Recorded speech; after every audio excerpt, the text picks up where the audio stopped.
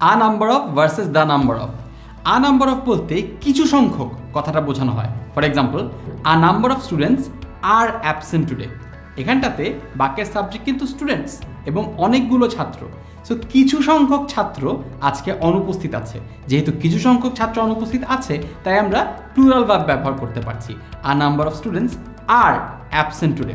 কিন্তু আমি যদি বলি the number of students absent today is 6, the number of স্টুডেন্টসের মধ্যে সাবজেক্ট কিন্তু স্টুডেন্টস না, মূল সাবজেক্ট হচ্ছে দ্য নাম্বার। এখানটাতে সংখ্যাটাই হচ্ছে সাবজেক্ট।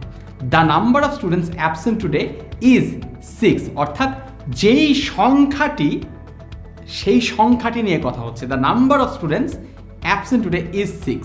এখানটাতে মূল কনসেন্ট্রেশনটা সংখ্যাটির উপরে রয়েছে, সংখ্যাটি এখানকার সাবজেক্ট। তাই the number of students is, the number of students absent today is 6।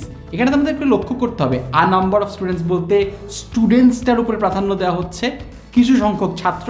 The number of students বলতে নাম্বারের উপরে প্রাধান্য দেওয়া হচ্ছে, তাই নাম্বারটা এখানকার সাবজেক্ট। আর নাম্বার অফের ক্ষেত্রে আমরা প্লুরাল ভার্ব ব্যবহার করে থাকি সাধারণত, এবং দ্য নাম্বার অফের ক্ষেত্রে আমরা সিঙ্গুলার ভার্ব ব্যবহার করে থাকি।